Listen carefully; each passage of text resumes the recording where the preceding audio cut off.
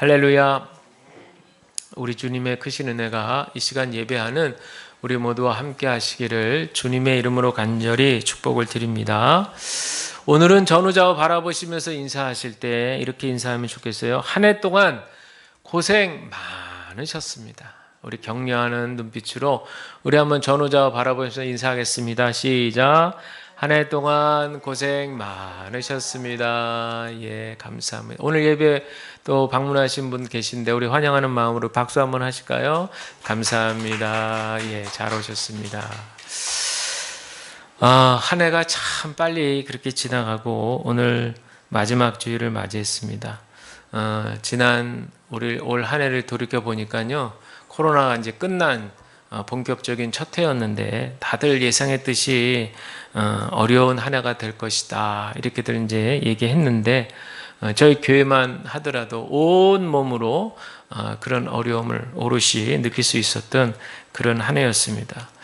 그렇지만 그런 어려움 가운데서도 우리 모두가 기도하시면서 우리 하나님을 전적으로 의지하시면서 여기까지 인도하신 에베네셀 되신 하나님, 그분의 동행하심 따라 여기에 오게 된 것 믿고 또 감사를 드립니다. 여전히 어려운 경제 여건 가운데 우리가 매서운 바람을 맞고 있긴 하지만 여전히 신실하신 우리 여호와 하나님 의지하시면서 새해 2024년도 믿음으로 승리하게 되시는 저와 여러분 우리 모두가 다 되시기를 주님의 이름으로 먼저 간절히 축복을 드립니다. 오늘 말씀의 제목 한번 보시면 내가 의지하는 것, 오늘 말씀 제목에도 나와 있지만 여러분께 한번 질문을 좀 드리고 시작하고 싶은 것은 여러분이 진정 의지하는 것은 과연 무엇입니까? 내가 의지하는 것은 과연 무엇인가? 우리가 이런 것들 한번 오늘 생각해 보면 좋을 것 같습니다. 사실 요즘 같은 시대에 뭐 누구를 의지한다, 누구를 의지하니, 무엇을 의지하니, 이렇게 의지라고 하는 말을 쓴다는 것 자체가 좀 시대적인 분위기하고 안 맞을 수도 있다는 생각은 해요. 왜냐하면 요즘같이 이렇게 경쟁이 심하고 각박한 세상 가운데서 누구를 믿고 누구를 의지하냐 말이지. 그저 자기 자신의 능력을 키워서 자기 자신을 믿고 자기 자신을 의지하고 자기 능력을 앞세워서 그렇게 살아야 이 험한 세상에서 조금이라도 만족하며 살아갈 수 있지, 누구를 의지하겠냐, 이제 이런 반문을 하게 되는 거죠. 그런데 저는 이렇게 의지라는 단어가 이런 좀 대립되는 이런 말로 충돌이 좀 된다면 조금 더 근원적으로 도대체 인간 존재가 무엇인가, 이런 거에 대해서 한번 좀 생각해 보면 좋을 것 같아요. 그리고 더 한편으로는 우리 인간이 살아가는 이 한평생 산다는 건 도대체 무엇인가? 앞서 말씀드린 대로 자기 능력 의지하면서 조금이라도 편하게 그렇게 누릴 건 누리고 그러면서 살아가는 것, 그것이 다 인생의 목적인가? 이런 생각을 한번 질문을 던져보는 거예요. 그러나 어느 글에도 나와 있지만 인간은요, 모두가 다 개별적으로 개인적으로 엄숙하고 거룩한 과제들이 다 있다, 그렇게 얘기합니다. 사람들에게는 다 개별적으로 한 사람씩 엄숙하고 개별적인 과제가 있다는 거예요. 그래서 사람들은 다 자기 몫을 하고 떠난다 그럽니다. 자기 몫을 다 감당하고 그리고 이 세상을 떠난다, 그런 얘기죠. 살아가는 인생이 그렇게 길지 않는 한 100여 년, 뭐 조금 더 120여 년 이렇게 사는데, 그래서 시편 기자의 고백은 연수의 자랑은 수고와 슬픔뿐이라고 그랬어요. 우리 인생이 다 이와 같습니다. 언제 어느 때 하나님께서 우리를 부르실런지 알 수 없기 때문이죠. 그렇다면 언제 어느 때 부르실지 모르니까 우리 인생 한계가 있고 뭐 열심히 살아도 뭐 100년, 120년 살면 끝이고 이러니 우리 인생이 허망한 것인가? 그렇지 않다는 거죠. 왜냐? 인간이란 어떤 존재냐? 유한한 인생을 가지고 있지만 동시에 무한을 바라보는 존재라는 거예요. 유한한 우리 인간의 인생인데 동시에 무한, 영원하신 창조주를 바라보는 존재가 바로 인간이라는 거예요. 그래서 여러분 잘 아시는 철학자 파스칼이 이런 얘기를 했잖아요. 인간은 생각하는 갈대다. 갈대긴 갈대인데 생각하는 갈대래요. 갈대는 뭐예요? 흔들흔들 거리잖아요. 이러면 또 이렇게 흔들려. 이 바람 불면 이렇게 흔들려. 저 바람 불면 저렇게 흔들려. 흔들리는 갈대이긴 한데 생각하는 갈대다. 다시 말해서 유한한 인간이 무한하신 창조주 하나님을 바라보면서 그분의 뜻을 여쭙고 그분의 뜻에 따라서 나의 인생을 조금씩 조율하면서 살아가는 것 자체가 그게 바로 우리 인생의 중요한 거룩한 사명이라는 거예요. 그렇게 살다가 주님 부르시면 그 품에 영원히 안식하는 것. 그게 바로 우리네 인생인 줄로 믿습니다. 그런데 이렇게 살지 않는 반대쪽의 인생들이 세상에 많이 있어요. 서두에 말씀드린 대로 자기 능력대로 자기 만족에 도취하며 살아가는 인생들입니다. 이런 인생들은 자신을 더 의지하지요. 그 마음에 하나님은 아예 빼버립니다. 어려운 시절 힘들 때는 하나님께 은혜를 간구하며 엎드려 구해도 그 어려움이 조금이라도 사라지고 나면 잠시간 멈췄던 자기의 자아가 욕망의 자아가 드러나게 되는 거예요. 그러니 하나님은 그 마음에서 쫓겨나게 됩니다. 인간의 탐욕이 하나님을 밀어내는 순간이죠. 얼마 전에 제가 유튜브 영상 하나 보았는데 아주 신선하고 훈훈한 얘기였어요. 주인공은 재벌 3세입니다. 재벌 3세. 우리나라 딱 얘기하면 알만한 재벌 그룹의 3세. 이 사람은 그 모기업, 그 선조들이 세운 그 모기업에 들어가서 그렇게 이제 일을 열심히 배우고, 그러고 나면 이제 나중에 적당하게 이제 위에서 이제 넌 이거 맡아라. 그럼 이제 그거 맡고 평생 죽을 때까지 또 그렇게 떵떵거리며 살다가 또 뭐 자녀들 생기면 또 자녀들한테 물려주고 뭐 이런 공식이 이제 되게 재벌들의 그 하는 과정이잖아요. 아, 그랬는데 이 주인공 재벌 3세는요 그렇게 모기업에서 좀 일하다가 거기 이제 회장이 아마 뭐 삼촌이었대나 하여튼 큰아버지인가 하여튼 그런 그 밑에서 이제 일 배우면서 그러고 있다가 어느 날 사표를 내고 나온 거예요. 그래서 왜 그런가 하고 봤더니 나와서 이제 자기 사업을 차렸는데 그 사업 내용이 뭐냐면 기부 있잖아요. 기부. 어려운 이웃들에게 기부할 수 있도록 통로 역할을 하는 그런 사업을 시작했어요. 그래서 홍보 열심히 하고 자기가 이제 어려운데 여긴 좀 기부해야겠다 하는데 다 알아가지고 그걸 이제 자기가 만든 사이트에다가 올려가지고 그래서 사람들이 그걸 보고 도와줘 이제 할 수 있도록, 물론 이제 그렇게 하면서 수수료를 이제 받게 되는 것이죠. 수입이 당연히 있어야겠죠. 그러나 뭐 누구를 돕는 기부의 사업이기 때문에 맨날 적자가 난다는 거예요. 그런데 이제 그래도 그나마 이 사람은 재벌 3세니까 자기 재산이 있잖아요. 그러니까 그 돈을 계속 거기다가 넣는다는 거예요. 재정에.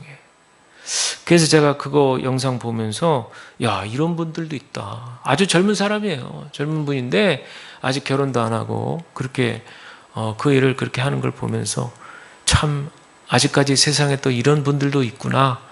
그런 제가 반가운 마음이 들었는데, 그러나 대부분 이 사회 가운데 여전히 탐심에 이끌려 살아가는 사람들은 대개가 이웃을 타자화한다고 그래요. 이웃을 타자화. 이것은 어떻게 사물처럼 보는 거예요. 타자화하거나 수단으로 이웃을 막 자기 성공에 그렇게 그냥 수단으로 매개로 삼는 사람들이 많다는 거예요. 그러나 성경에 특별히 구약의 영성에 보면요, 이런 사람들은 어떤 사람들로 표현하느냐, 하나님과 맞서는 사람들이라고 그래요. 하나님을 대적하는 사람들이 그런 사람들이에요. 잠언 17장 5절에 보면 가난한 사람을 조롱하는 것은 그를 지으신 분을 모욕하는 것이다 그랬어요. 임마누엘 칸트라고 하는 사람도 다른 한 명에게 가해지는 비인간적인 행위는 내 안에 있는 인간성을 파괴하는 것이다, 그렇게 얘기했습니다. 여기까지 결론적으로 말씀드리면 내가 과연 무엇을 생각하며 살아가느냐, 내가 무엇을 의지하며 살아가느냐, 내가 누구를 의지하며 살아가느냐, 우리가 한번 생각해 볼 필요가 있습니다. 오늘 본문의 말씀 여러분 잘 아시는 내용이죠. 우리에게도 지속적으로 우리 마음에 무엇을 의지하는지를 확인해 보게 하는 말씀의 내용입니다. 기드온의 군대가 나오죠. 이스라엘 백성들이 나옵니다. 그들이 어떻게 됩니까? 7년 동안에 미디안이라고 하는 군대에게 압제를 당했어요. 그래서 지금도 가까이 이스라엘 백성 가까이 진을 치고 미디안 군대가 언제든지 공격해 오려고 하는데 그들의 군대의 규모가 어마어마합니다. 그러니까 이제 조금 있으면 전투가 벌어질 것 같아요. 그러니 이런 시점에서 우리가 봐도 잘 모르는 우리가 봐도 야 여기서 이스라엘이 미디안 군대를 무찌르려면 어떻게 해야 돼요?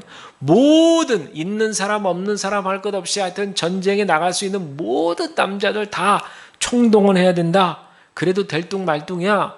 우리가 이제 그런 생각 해볼 수 있어요. 그런데 하나님의 생각은 달랐다는 거예요. 하나님은 기드온에게 지금 수가 많다는 거예요. 2절에 보니까 너를 따르는 백성이 너무 많은즉 내가 그들의 손에 미디안 사람을 넘겨주지 않겠다. 두 가지를 아셔야 돼요. 너무 많다는 거예요. 두 번째, 넘겨주지 않겠다. 이 말은 이 싸움의 주권이 누구한테 있다는 얘기예요? 하나님께 있다. 그걸 똑바로 알아라. 그리고 내 눈으로 봤을 때는 지금 너희 규모가 너무 많다. 그러니까 이거는 솔직히 상식적으로 병법서에도 보면은 이런 생각은 이런 조언은 하지 않죠. 그럼 왜 하나님은 이렇게 이스라엘 백성 군대의 규모를 축소하려고 하셨을까? 2절에 계속 나오죠. 이는 이스라엘이 나를 거슬러 스스로 자랑하기를 내 손이 나를 구원하였다 할까 함이니라. 이게 중요한 말씀이죠. 분명히 좀 전에 말씀드린 대로 이 전쟁의 주권은 누구한테 있었다고 그래요? 하나님인데 이스라엘 백성들이 그걸 알아야 되는데 그래서 적은 규모로 전쟁에 나가서 승리하게 되었을 때 이것은 온전히 하나님께만 영광을 올릴 수 있어야 되는데 지금 이스라엘의 규모를 가지고 했다가 승리를 했을 경우에 야 그래도 우리가 아직은 군사력이 괜찮잖아? 이렇게 생각할 수 있다는 거예요. 그런데 하나님 이것을 굉장히 중요하게 보시는 거예요. 중요하게. 그래서 자기 자신을 드러내고 하나님께 영광을 올려드릴 것을 가로채고 이런 것들을 하나님은 곧 나를 대적하는 것이다. 이렇게 말씀하시는 것에 우리가 주목해야 됩니다. 여러분, 우리 스스로가요, 우리가 우리 자신의 능력을 믿고 우리 자신이 스스로 우리의 힘으로 살아갈 수 있다고 믿고 살아가게 되는 순간 우리는 하나님께로부터 멀어지게 된다는 사실을 우리가 기억하시길 바랍니다. 이것이 우리에게 위협하는 무서운 영적인 위험이에요. 내 자신이 나를 스스로 구원할 수 있어. 요즘의 시대와 사회의 분위기가 바로 그거잖아요. 우리 인간이 못한 것이 뭐야? 우리가 다 할 수 있어. 우리 만물의 영장이고 능력자야. 조금 있으면 신을 정복할 수 있는 시대가 올 거야. 이렇게 막 얘기를 하고 막 하나님을 모욕하는 일들이 많이 벌어지고 있어요.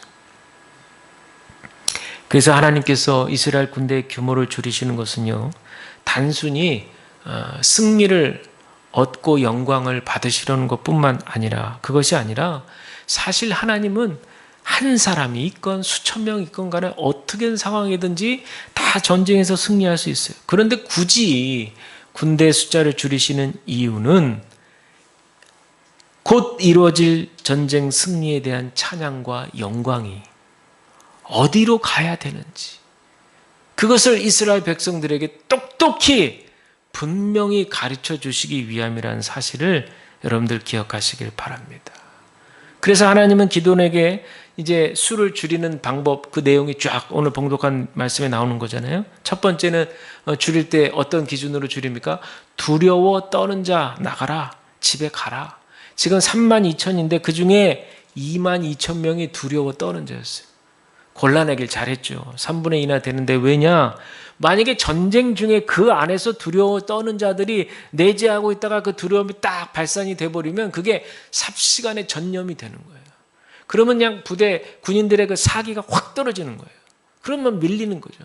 그러니까 아예 초장에 이 전쟁에 두려워 떠는 자 괜찮아. 지금은 얘기해도 좋아. 집으로 가라. 그랬더니 글쎄 32,000 중에 글쎄 3분의 2가 넘는 22,000이 확 나가는 거죠.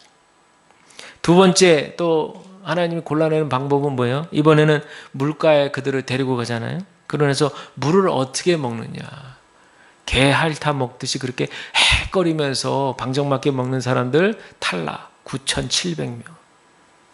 그리고 가지런히 손을 이렇게 오므려서 물가에 물을 탁 담가서 먹느니 이들 300명 합격. 이렇게 되는 거예요.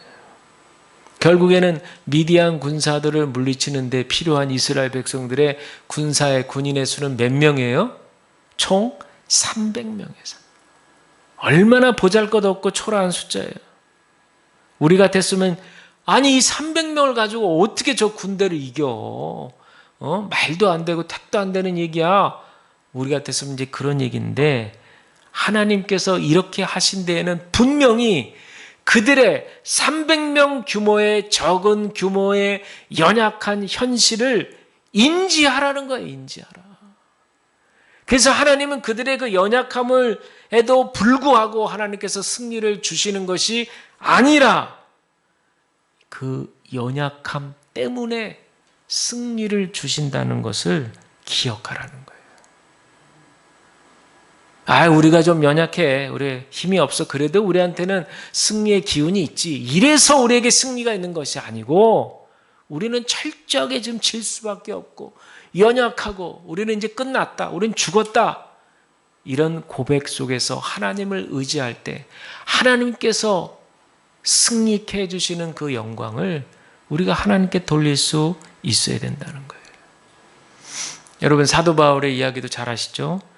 세계 선교의 대업을 이룬 사도 바울인데 그에게도 결점, 약점, 단점이 있었잖아요. 그게 뭐예요? 육체의 가시였어요.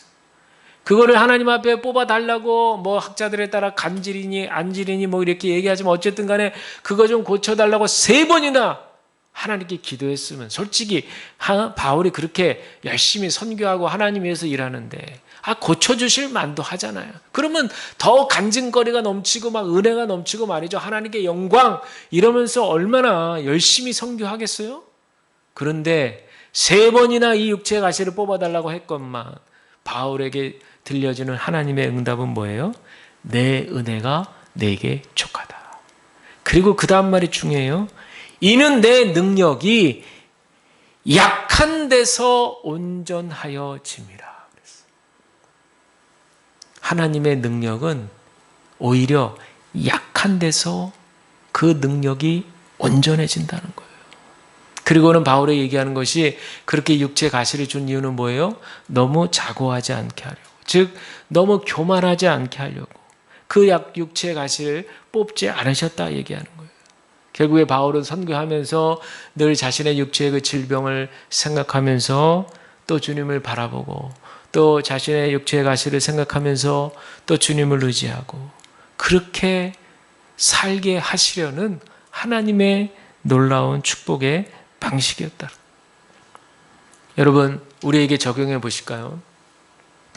저와 여러분 우리에게 다 각자 약점이 있을 거예요. 연약함이 있습니다. 컴플렉스 다 있을 거예요.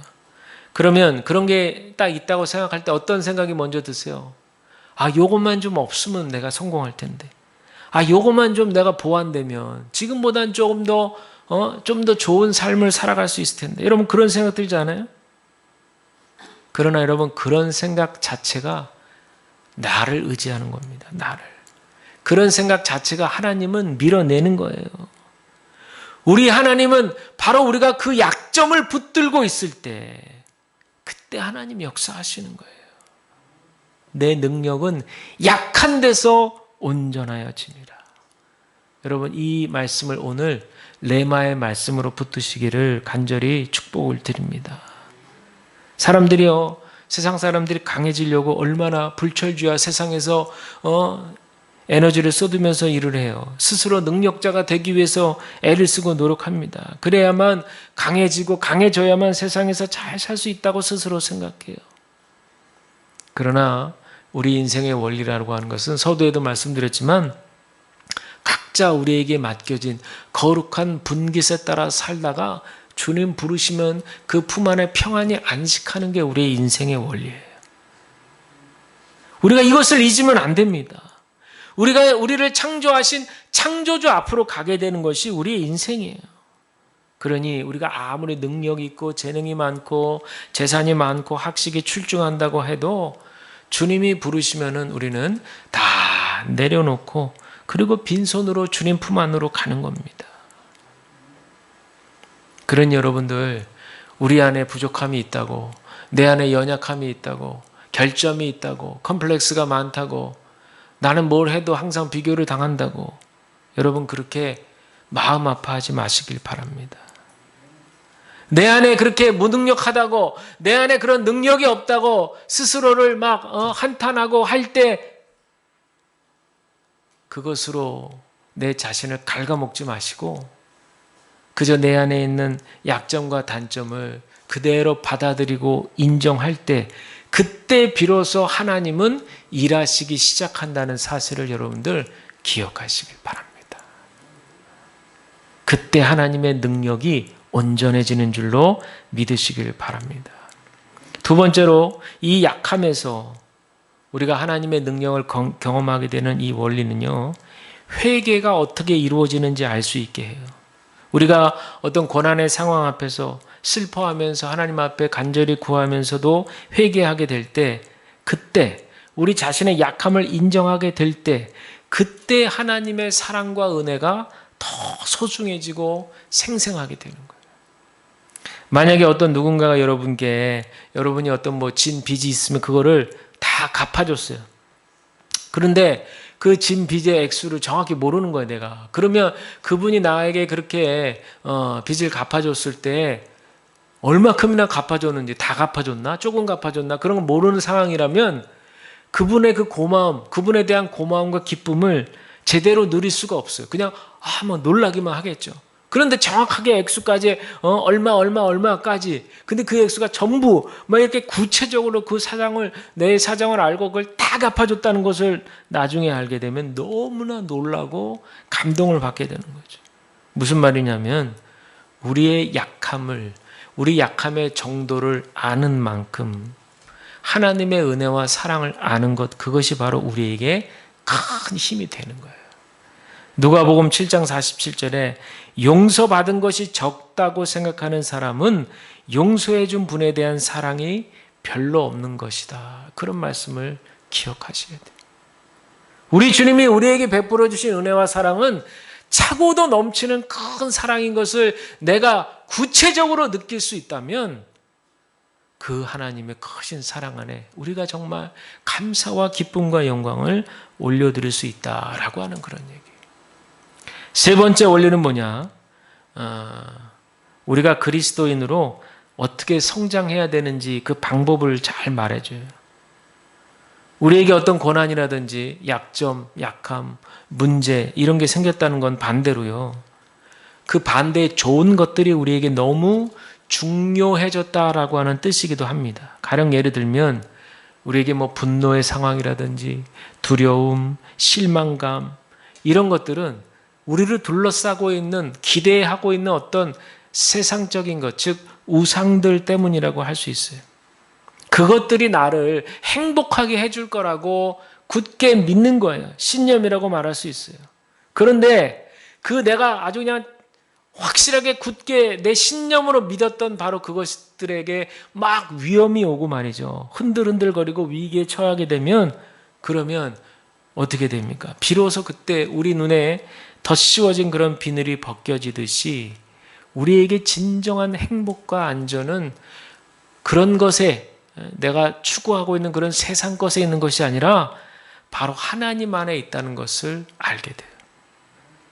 기드온과 이스라엘 백성들이 자신들이 자신감 있게 믿었던 건 뭐겠어요? 전쟁을 앞두고 군사력밖에 없죠. 군사력. 근데 이 자신들이 믿는, 이스라엘 백성들이 믿는 그 군사력을 하나님께서 그냥 제거해 버렸잖아요. 그냥 32,000에서 32,000도 사실은 부족할 뿐인데 그 32,000에서 300으로. 그러니까 완전히 자기들이 믿었던, 좀 믿고 있었던 그 신념 같은 것들이 비늘 벗겨지듯이 그냥 팍 벗겨지는 거예요.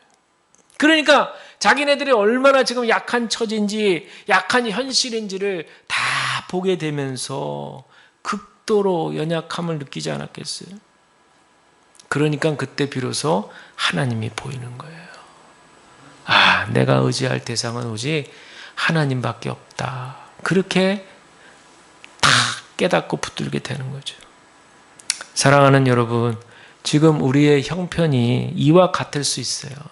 코로나 이후에 여러 가지 경제적인 어려움과 또 공동체를 지켜나가는 것에 우리가 오롯이 어려움을 경험하고 있다고 볼 수 있어요. 그러나 중요한 것은 이런 와중에도 우리는 우리의 연약한 이 현실을 정확하게 볼 수 있어야 돼요.